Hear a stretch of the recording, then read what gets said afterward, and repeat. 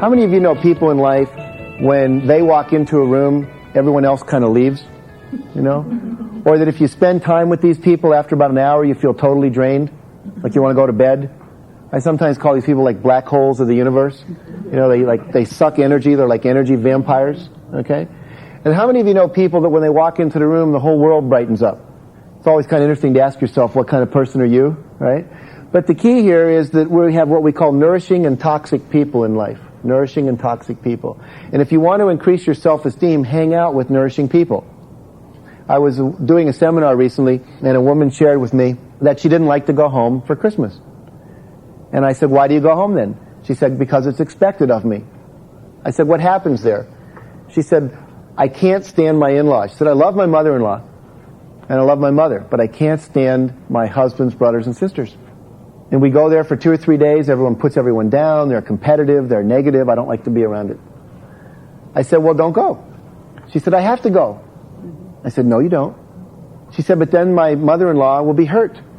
I said, here's the deal. Call her up and say, look, I'll make up her name and say, Agnes, look, here's the deal. I don't want to come for Christmas this year because I can't stand all the other people that are there. They're negative and they put each other down. But I love you.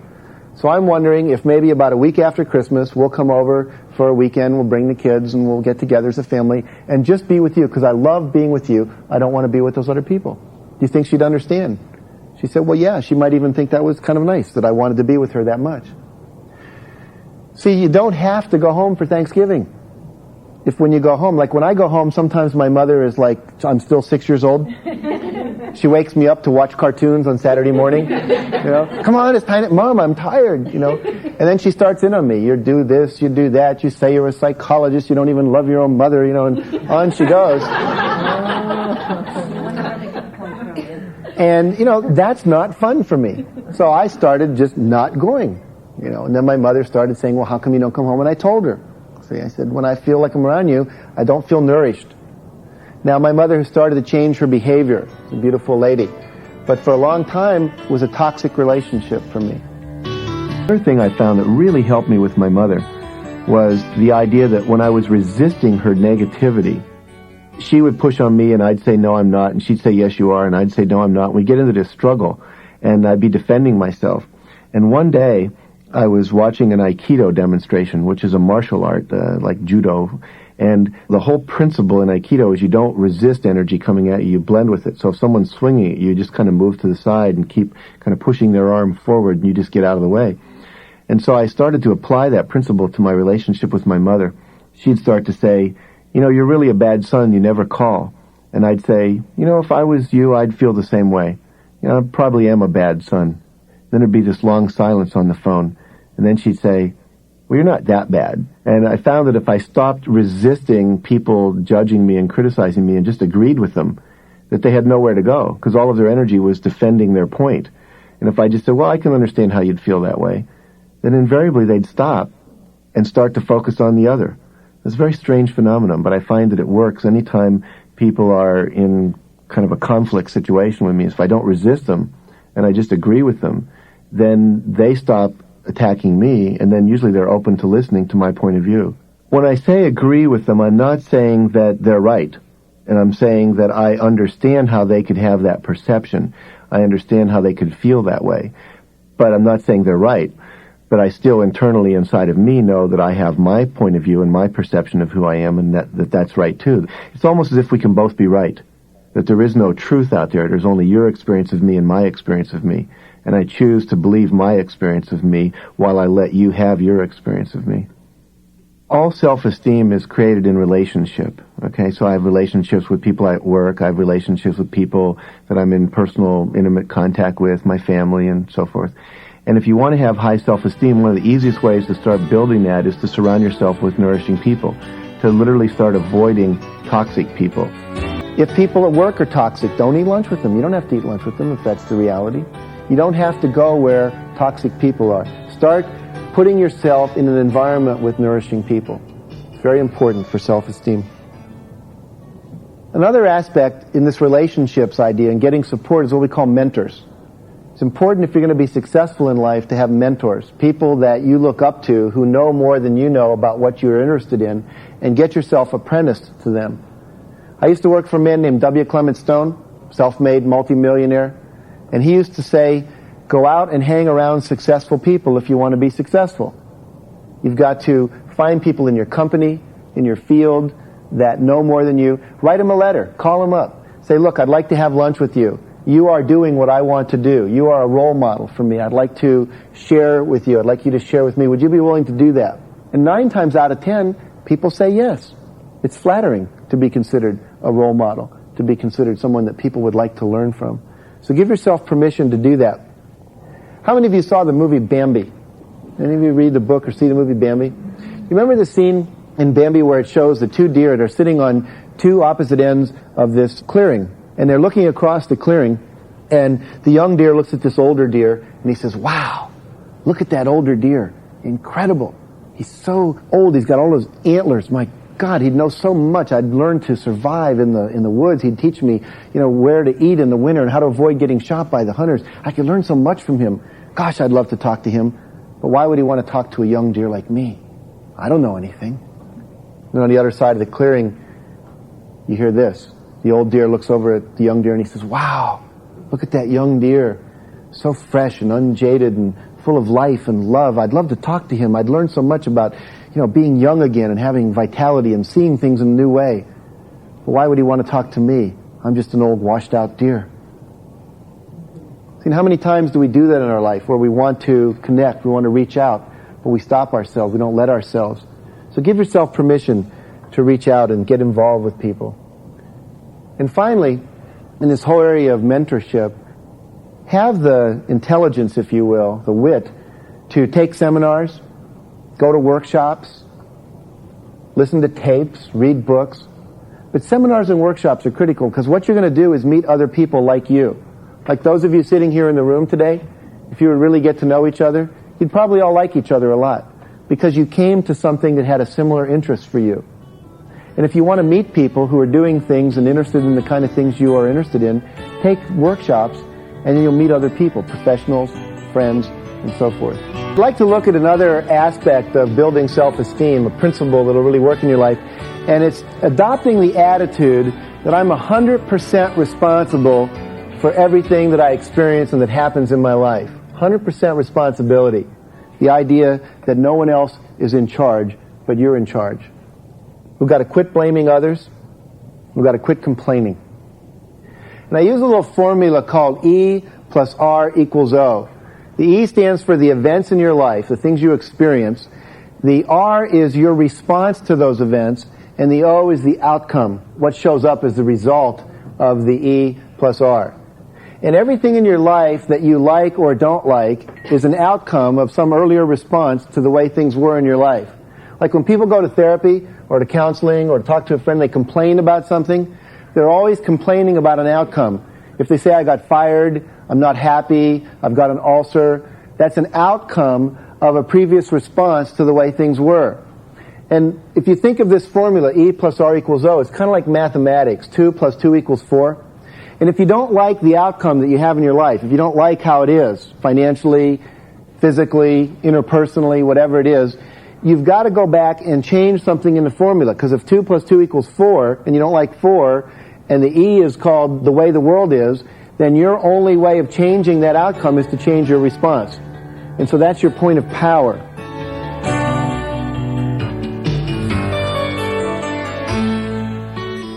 Really, all of our power is in our ability to respond. The word responsibility comes from the ability to respond. What I really mean by that is that in any given situation, the only thing I can do is what my action is. I can respond to you in a certain way, or I can respond in another way. And by changing my responses, experimenting with different ways of responding, I begin to discover that each way of responding produces a different result. And that some ways are producing results that I like, some ways produce results that I don't. I have the power at any given time to change my behavior. And in changing my behavior, the outcome will always be different. Because it's always a mathematical equation of what you do plus what I do equals the outcome. See, I'm not powerful enough to change you. I can attempt that. I mean, that's one response. But usually my point of power is changing my own reaction, changing my own response. And then I can produce the outcome I want. It may take 5 or 6 experiments to see what that's going to be. I might find that yelling at you doesn't work, and inviting you doesn't work, but teasing you into it works, or being humorous works. How many of you have ever blamed the traffic for being late to work? Anyone ever do that? Yeah. See, that's like blaming the event for the outcome called I was late. When the reality is, if you've lived in Chicago or LA or New York or most big cities, you know that you have traffic jams. Okay? No one ever says, I left too late. They always say the traffic made me late. See? The weather made me late. My kids made me late. Someone else. It's always the E.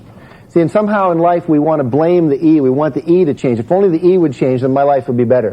Do you ever hear people say things like, if only we had a different administration in the White House, if only I had more money, if only my boss understood these kind of things we're talking about in the seminar today. If only my wife would take Marriage Encounter, boy, then we'd really have a great relationship. So it's always like something out there. We want it to change. How many of you in the room are married or have been married? Can I see a show of hands? About 3/4 of the people. Raise your hand again if you got married or were in a relationship and thought, this is a pretty good catch, pretty good person, but there's 1 or 2 little things about them I'd like to change. Can I see a show of hands? Almost everybody. Now keep your hand up if you were able to get them to change that thing about themselves. No hands up in the room, see? They don't usually change. In fact, as we get wiser, we realize we need to change. We need to become more accepting and so forth. We need to change our response because the world just is the way the world is, okay? And if it rains on your birthday, you don't have to take it personally. It's just doing what it does. Would it be possible to come into this room with about 30 or 40 people in here and leave at the end of the day feeling lonely? Would that be possible to do? Yeah, sure. Sure. Would it also be possible to come into the same room, same people, same temperature, same barometric pressure in the universe, same astrological configuration in the sky, and leave here feeling connected to people? Yeah, sure. So you could produce both of those results in the same room with the same people. So it's not the people. What happens is what you do. See, some people come into the room, they sit down, they look to their right, and they go, oh, I don't want to talk to her. She looks too old. I don't like old people. They look to their left, they go, I don't want to talk to him. He's got a crew cut, looks like military. I never liked military people, so I don't want to talk to him. And instantly they look around the room and they start eliminating everybody as a possibility to speak to. Right? Then they go home and they say to their wife or their husband, they say, I went to that workshop with Jack Canfield. Boy, what a group of unfriendly people. Nobody reached out to me the whole day. Someone else comes in, they sit down, they look to their right, they say, hi, my name is Jack Canfield, or whatever their name is, and where are you from, and what do you do? And pretty soon they're connected to 2 or 3 people. It's not the group. It's not the people. See, it's how you respond to those people. See, a lot of times people are so afraid of rejection. And if I were to ask someone here to go to lunch with me, and she were to say no, did I have anyone to go to lunch with before I asked her? No. Did I have anyone to go to lunch with after I asked her? No. So it didn't get worse, did it? It stayed the same. See, one of the things is when you get rejected, it doesn't get worse. It only gets worse if you add something onto that in your mind, like my mother was right, I am the slug of the universe, no one will ever love me. See, that kind of thing. How many of you have ever bought oranges in a store? Can I see a show of hands? Almost everyone in the room. Now, how many of you ever bought every orange that was in the store? No hands. So you've all left oranges there. Do you think the oranges that you left there felt bad? Do you think they felt rejected? No, they didn't. Because they don't think like that. They know that someone else is going to come along and pick them, or they don't know anything. But the point is, they don't feel bad. See, you only feel bad when you talk to yourself after the event. Let's say I go up to Jim here, and I say, James, you are the biggest idiot of all the people I've ever met in my entire life. I've done workshops on 5 continents with over 100,000 people, maybe 500,000 people. You got to be the biggest jerk and idiot I've ever met. Now, how many people think that would raise James's self-esteem? Can I see a show of hands? Nobody raises their hands. How many people think that would make your self-esteem go down a little bit? Can I see a show of hands? About half the hands in the room go up. It's really a trick question, because it's not what I say to James that affects James' self-esteem. It's what James says to James when Jack stops talking. He could say, my God, the man's only known me about 20 minutes. How'd he figure it out so fast? Right? Which way would his self-esteem go then? Down, right. Or he could say, hey, Canfield just picked me because he looked around the room, he saw I'm the most handsome guy in the room, couldn't keep his eyes off me, had to call on me. He saw I have a great ego structure, I smile a lot, he knows I can take a little kidding. Which way would his self-esteem go then? Up. Or he might even say, Canfield has a perceptual handicap. Should put him in a special ed class somewhere, refer him to a specialist. I think it was Eleanor Roosevelt who once said, nobody can make you feel inferior without your consent. See, it's not what people say to you. It's what you tell yourself when they stop talking. It's the meaning you make out of their talking to you. In other words, there's a lot of different responses, and what you respond is going to determine how you feel.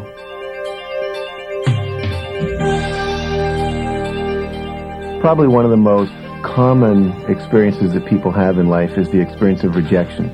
Not everyone wants to date you, go out to dinner with you, hire you for a job, buy your product, and so forth. And it's a very common experience. It happens to kids when they're in school. They don't get picked to be on the baseball team, or they don't get picked to play kickball at the playground. And so what happens is, if we're going to have high self-esteem, we have to be able to handle that experience in a way that leaves us feeling good about ourselves. When I'm rejected, I might say something to myself like, well, they don't know me very well. Or I might say, maybe I'm not a great baseball player, but I'm a good tennis player. I always want to fill in the blank after that experience, so I don't go into something like, they're right, I'm not a good baseball player, I'll never be good at athletics, no one likes me. A lot of people go into generalizing, well, if they don't like me, nobody likes me. And when I'm working with clients, I often say, when they say, nobody likes me, I say, even the Premier of China doesn't like you. And the idea there is that we each have lots of people in our life who like us. And so we have to remember to focus on the positive rather than the negative, and fill in the blank in that space after I've been rejected. I often say to myself, if someone rejects me, well, there's something better in store for me. There's something else I need to be doing right now. If these people don't buy my product, somebody else will. If they didn't buy my product, maybe it's because they really don't need it right now. It's not about the value of my tape or the value of my book. See, what happens is, if something happens to you, there's a vacuum in your mind. And if you don't fill that vacuum in with something positive, usually what will happen is you'll pull something in from the past that's negative.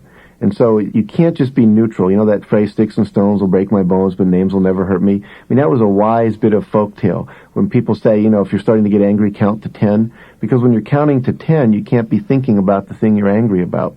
At night, when people want to fall asleep and they say, count sheep, if you're going 1, 2, 3, 4, you're not sitting there worrying about the fact that, they didn't like your proposal at work today. So it's really important when our mind is either starting to going negative, or if it's just kind of quiet, to build in the positive so that we are in charge of creating the kind of response we want inside of ourselves that'll make us feel. I have a friend named Peggy Bassett. She's a minister of a church in Huntington Beach, California, and she also applied to be on the California Task Force for Self-Esteem. And she was not accepted. There were 450 applications for 25 places, the largest number of people that have ever applied for any state commission or task force in California. And I saw her at a party later, and I asked her how she felt about not being accepted. And she said, I felt great about it. She said, I just said to myself, God must have something better in store for me. He wants me to be doing something else. I thought, what a neat thing to say to yourself instead of, oh, they don't want me, or whatever it is. So it's really important that you start controlling your self-talk, if you will, and how you hold what happens to you. Tell me your first name again. Sue. Sue. If I go up to Sue and I say to you, Sue, you have green hair, would that upset you? Not particularly. Not particularly. Why not? Because I know it's not true. Because I know it's not true. Very good. See, if I come up to you, though, and I say, like, maybe you're the most selfish person in the world, and, and you start to cave in, and then you go home and you say, Canfield really hurt my feelings. He told me, he's in front of all these people, he said I was the most selfish person in the world. And I feel really hurt. See, it's not what I said to Sue. See, if Sue gets upset about me saying she's selfish, it's because the doubt about her selfishness already existed inside of her before I ever opened my mouth. Because she didn't get upset when I said you have green hair, because she knows her hair is not green. And so in life, people don't make you feel bad. They don't upset you. They simply say what they say. And if you do get upset, it's because inside of you the self-doubt already exists. See, if I call James over here selfish and he knows that he's not, he just knows that Canfield doesn't know him very well. Doesn't get upset by it. But if you get upset, remember, it's your responsibility. They didn't do it to you. I call it magical thinking, this thing where you think that other people can make you feel bad. And it comes from your parenting when you grow up. I remember my dad sending me to my room and saying, Jack, you go to your room and you think about what you said to your mother. You made her feel bad, and I want you to think about it. And I went to my room and I thought, wow, I must be pretty powerful if I can make my mom feel bad. And then I started thinking, well, if I can make people feel bad, they must be able to make me feel bad. But the truth is, again, people don't make you feel anything. It's what you tell yourself about it. The other thing about E plus R equals O is this word R also means risk. It means to risk a new behavior in response to the E and get a new outcome. Because if you keep doing the same behavior, you're going to keep getting what you always got. See, if you want change in your life, you've got to change your response to how life is. There's an old saying that says, if you keep on doing what you've always done, you'll keep on getting what you always got. I think it was Werner Erhard, the founder of the S Training, who said, the definition of insanity is continuing to repeat the same behavior and expecting a different result. You keep doing the same thing and expect somehow to get more intimate or more money or more successful. There are only 3 ways to grow in life. Stop doing what you've been doing that doesn't work. Start doing more of what you know that does work.